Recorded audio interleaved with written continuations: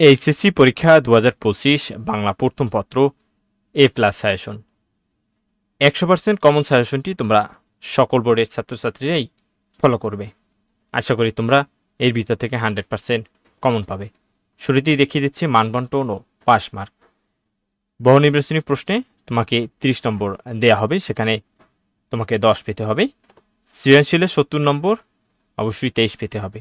সর্বমোট তোমার 100 নম্বর এবং 5 নম্বর হলো 33। এখানে একটা বিষয় তোমাদেরকে আমি জানিয়ে রাখি, সেটা হলো তোমাদের বাংলা প্রথম পত্র এবং দ্বিতীয় পত্র মিলিয়ে কিন্তু একত্রে পাস, সেক্ষেত্রে তোমাকে অবশ্যই 66 পেতে হবে সর্বনিম্ন। এরপর রয়েছে বিভাগ। ক বিভাগে গদ্য। এখান থেকে তোমাকে 4টি প্রশ্ন দেওয়া হবে, অবশ্যই তোমাকে 2টি প্রশ্ন লিখতে হবে এবং এখান থেকে MCQ থাকবে 12টি। খ বিভাগে পদ্য বা কবিতা, 3টি প্রশ্ন থাকবে, 2টি প্রশ্ন অবশ্যই তোমাকে লিখতে হবে, 12টি প্রশ্ন থাকবে বহু নির্বাচনীর। গ বিভাগে উপন্যাস, 2টি প্রশ্ন থাকবে, 1টি প্রশ্ন লিখতে হবে, এখান থেকে MCQ থাকবে 3টি। ঘ বিভাগ নাটক, 2টি প্রশ্ন থাকবে, 1টি প্রশ্ন তোমাকে অবশ্যই লিখতে হবে, এখান থেকেও মাত্র 3টি MCQ থাকবে। সর্বমোট সিকিউ প্রশ্ন থাকবে 11টি এবং তোমাকে অ্যান্সার করতে হবে ক খ থেকে 2টি করে এবং গ থেকে 1টি করে, এবং আর 1টি প্রশ্ন তুমি যে কোনো বিভাগ থেকে লিখতে পারবে। মোট 60টি প্রশ্নের অ্যান্সার তোমাকে করতে হবে। আশা করি তোমরা বুঝতে পেরেছ। তোমাদের সিলেবাস অনুযায়ী গদ্য রয়েছে 6টি এবং পদ্য রয়েছে 7টি। এই 6টি থেকেই কিন্তু তোমাকে 4টি প্রশ্ন করা হবে। এই 4টি প্রশ্ন থেকে তোমাকে অবশ্যই 2টি প্রশ্নের অ্যান্সার করতে হবে।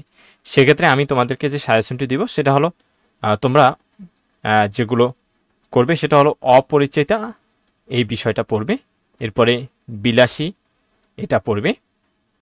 তারপরে মানব কল্যাণ, মাসি পিসি, এই 4টি গদ্য তোমরা ভালো করে পড়ে যাবে। ইনশাল্লাহ এই 4টি গদ্য থেকে অনায়াসে তোমরা অর্থাৎ 3টি বা 2টি 100% তোমরা কমন পাবে। যেহেতু তোমাকে 4টি প্রশ্ন করা হবে, অবশ্যই এই 4টি অধ্যায় পড়লে তোমরা কমপক্ষে 2 থেকে 3টি প্রশ্ন কমন পেয়েই যাবা, যেখানে তোমাকে 2টি প্রশ্ন কমন পেলেই হয়ে যায়।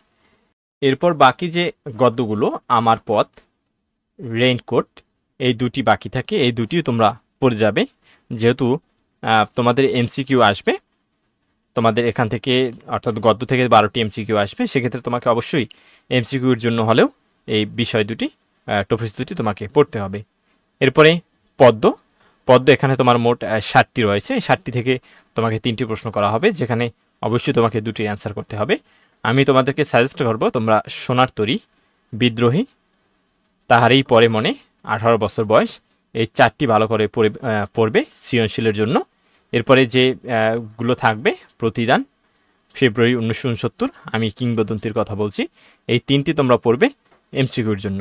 আশা করি তোমরা বুঝতে পেরেছো। আর তোমরা যেগুলো থেকে সৃজনশীল প্রশ্নের অ্যান্সার করতে চাও সেগুলো খুব ভালো করে পড়বে, যেন সেখান থেকে যে কোনো ধরনের সৃজনশীল আসলে যেন তোমরা অ্যান্সার করতে পারো। সেক্ষেত্রে তোমরা কি করবে, তোমাদের যে টেস্ট পেপার বা মডেল টেস্ট বা তোমাদের যদি গাইড থাকে সেখান থেকে তোমরা বিগত সালের যে বোর্ড প্রশ্নগুলো সেগুলো তোমরা চর্চা করতে পারো বা দেখতে পারো। এক্ষেত্রে তোমার যে উপকারটা বা কাজে আসবে সেটা হলো তোমাদের MCQ, তোমাদের সিকিউ সম্পর্কে একটা ধারণা আসবে এবং সিকিউ যে লেখার সিস্টেম, সেই সিস্টেম সম্পর্কে তোমাদের একটা আইডিয়া আসবে। আশা করি তোমরা বুঝতে পেরেছো। এরপরে যে বিষয় 2টি বাকি থাকে সেটা হলো উপন্যাস এবং নাটক। যেহেতু তোমাদের উপন্যাস এবং নাটক 1টি করে আছে, এগুলোর আসলে কোনোভাবে বাদ দেওয়ার কোনো সুযোগ নেই, তোমাকে 2টাই পড়তে হবে, 2টা থেকে 2টি প্রশ্ন তোমাকে অবশ্যই লিখতে হবে। এরপরে তোমাদের যে বিষয়টা আমি সাজেস্ট করব, মূল বইটি ভালো করে পড়বে। এর কারণ হলো তোমাকে যে MCQগুলো দেওয়া হবে সেগুলো কিন্তু টোটাল বই থেকেই, অর্থাৎ তোমার সিলেবাসে যে টপিকসগুলো রয়েছে সেই টপিকসগুলোর ভিতর থেকে দেওয়া হবে। তাই আমি বলবো তোমাদের MCQর জন্য হলেও তোমাদের পুরো বইটি পড়বে। তোমরা এরপরে বলতে পারো যে আসলে যদি পুরো বই পড়া লাগে তাহলে কেন সাজেশনের প্রয়োজন। আসলে সৃজনশীলের সাজেশন আর MCQ সাজেশন তো এক নয়। তোমরা সৃজনশীলের জন্য ওই টপিকসগুলো খুব ভালোভাবে আয়ত্ত করো, আর MCQর জন্য জাস্ট তোমরা এগুলো পড়ে যাও, মূল যে বা ইম্পর্টেন্ট যে লাইনগুলো বা পয়েন্টগুলো তোমরা সেগুলো মনে রাখো। অর্থাৎ এমসিকিউর জন্য পড়া আর সৃজনশীলের জন্য পড়া পার্থক্য রয়েছে। এরপরে তোমরা বিষয়গুলো দেখতে পারো 2024, 23, 22 সালের বোর্ড প্রশ্নগুলো দেখতে পারো সিকিউর জন্য। আর বহু নির্বাচনীর যে সাজেশনটি সেটা হবে মূল বইটি ভালো করে পড়বে। বিগত সালের যে এমসিকিউ, বিশেষ করে 2021, 22, 23 এবং 24 সালের এমসিকিউগুলো তোমরা দেখতে পারো, কারণ পিছন থেকে হুবহু কমন না পড়লেও অনেক সময় দেখা যায় একটু ঘুরিয়ে ফিরিয়ে দেওয়া হয়, অর্থাৎ প্রায় সেম ক্যাটাগরির ভিতরেই দেওয়া হয়।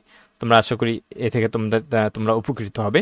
এরপর তোমাদের যে সাপ্লিমেন্ট টেস্ট পেপার বা মডেল টেস্ট থাকে, সেখান থেকে টপ 10 কলেজের যে এমসিকিউগুলো বিগত অর্থাৎ টেস্টের যে এমসিকিউগুলো দেওয়া হয়েছে, তোমরা সেগুলো চর্চা করবে যদি তোমাদের হাতে পর্যাপ্ত সময় থাকে।